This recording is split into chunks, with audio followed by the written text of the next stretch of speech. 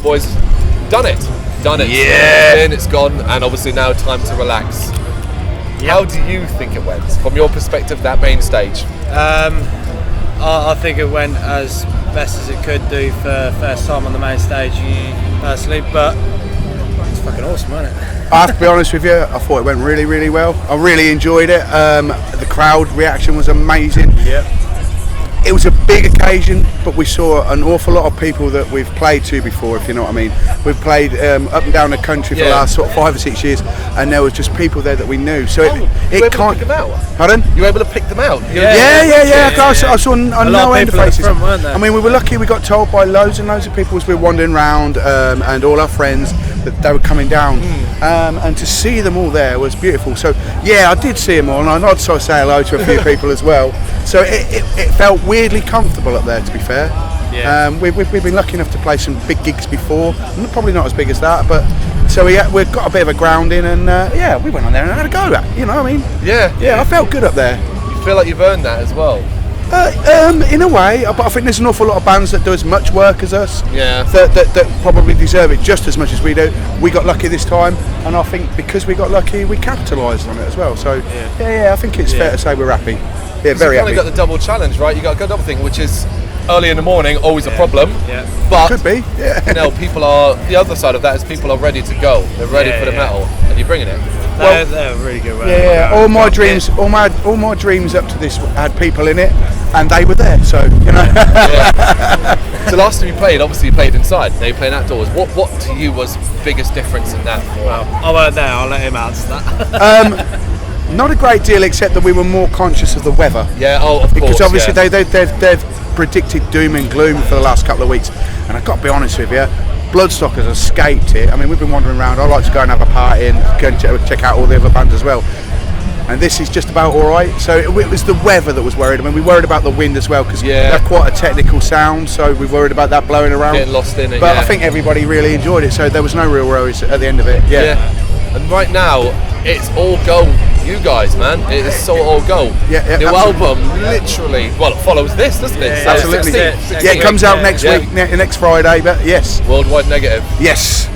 When we had some special edition CDs that we had on for merch, and we've been told that they've sold out. So I mean, like, we were made up about that. We were made up. Yeah, the name on everyone's lips. At the moment, I mean, from a personal perspective, came my way. Blew me away. Absolutely incredible piece of work. Incredible piece of work. You know, and I would say we probably cover about 600 albums a year now on the site. So when something really stands out, where it's like, oh shit, this is a mess, it really, really, really resonates. Well, I ain't gonna lie, that's really nice to hear that sort of stuff. You know? I mean, we put a lot of work into it. I mean, we work hard and we try to do things, but at the end of the day, we do it for ourselves, not being ignorant, but we do it for ourselves, and we hope other people will like it. And so when people give you nice things to say, like you've just said there, it sort of fills us with a nice, warm, fuzzy feeling. You still, do you still feel like a local band almost, even though you're way beyond that? I'll tell you what, I feel like a fucking metalhead. Yeah? Yeah, I feel the same as everybody else out here. I come here every year, same as you probably do as well. This is our places, and I don't feel any different to anybody on the off the stage, except when we're on there. You know, then it's different. But as soon as we step off there, we are metal fans. We're just metal fans, and it's nice. So and it's everything now going forward, basically, it's just album focus. You've got Bloodstock, you can put that to the side, and it's on your CV again, brilliant, add that to it, add that to the list, and now it's just albums, and I presume the rest of the year, tours, like, Gigs, tours, We've got a busy September, haven't we? We've got a small run in Scotland again. Yeah, we're going to Scotland. We love going to Scotland. Oh, yeah, we love Scotland, it's great. And then we've got some... got a couple, the rest of the year, there's plenty of scattered gigs. Play with Napalm, Uprising. Oh, yeah, that's going to be wicked. What else we got? We got HRH next year as well, so that's going to be cool. So we've got some really nice gigs lined up, and some other stuff in the pipeline that we can't say anything about at the moment. Of course. Bits and bobs on the, and I think hopefully off the back of this we'll get some more interesting stuff as well. This is a massively big thing for us, but at the same time we're looking at it as a stepping stone to bounce onto other things. We'd really like to play some of the European things. Whether we do or not, I don't know, but if we keep pushing, we keep working hard, it'll come in the end, we think, you know. Well, yeah, I mean, locally, obviously, even here at Bloodstock, it's still like one of the biggest, if not the biggest, metal festival in the UK. Yeah. That's attention grabbing no matter where you are. You jump stages. To be honest, next time you're here, we all know you're going to be a little bit higher up. And Well, that's what we're after, yeah. That's it. Yeah. Well, it's the way of Bloodstock, right? Yeah, it it's is. the growth Well, this of is the band. This is it. I mean, I've said to a couple of people, we know bands that have gone from the Jaeger stage to the Metal to the Massive stage, from the Metal to the Massive stage to the Sophie stage. We've been lucky enough to go from the Sophie stage to the Ronnie James Dio stage, and we've seen Evil Scarecrow climb up to number 3 on the bill today. And I saw Gojira here the first time they played, and they've gone all the way to the top. So, in theory, and with everything I've just said, you can go from playing the smallest stage to headlining the best one, if you're good enough, if everybody wants you to. It's up and to you that guys. is utterly unique. There's not another festival that I know of that you can do that, and that's the beauty of Bloodstock. It's all down to you guys, really, though. Much as you need the fans, of course, but you guys need to have that work ethic and just keep pushing and pushing and pushing. Make sure your name. Basically, you don't get buried because the way things are now. You've got to stay current, and you always stay current and everything else. You can't drown yourself into the social media world because there's so many bands out there. Very good ones as well. Very good ones. So the moment you take a step back and go, I'm just going to have a month off, there's people taking your spot. So you've just got to stay current, which is what we pretty much do. Try and aim to do all the time. We had a bit extra time, admittedly, on this album.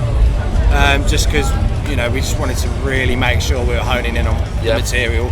We took a little bit more time this time, but the reception so far has been brilliant. It's been absolutely brilliant. We decided when we knew, like the third album rule is quite important. You think about a lot of the bands, the biggest bands.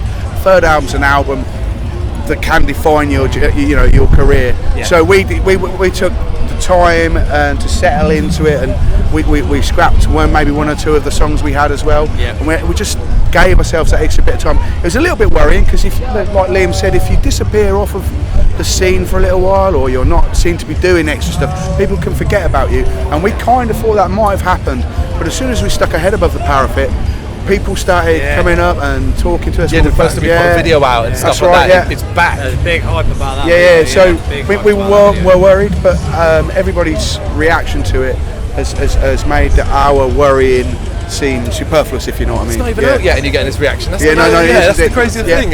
I mean, we're aware of that as well.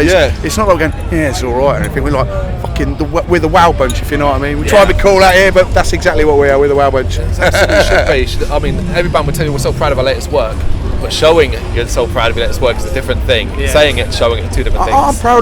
I'm proud of all the other lads in the band as well. We're all friends and we've all known each other a very long time, and so to see everybody else climbing up to that point and reaching it and doing it together is a solid thing. I mean, I've known Neil, guitarist, for 25 years. I've known Carl and Noel for 20 odd years. I've not known Liam as long, but we've known each other 5, 6, 7 years, and we are friends as well. So properly friends. So it's nice to be able to do it with people that you love and trust.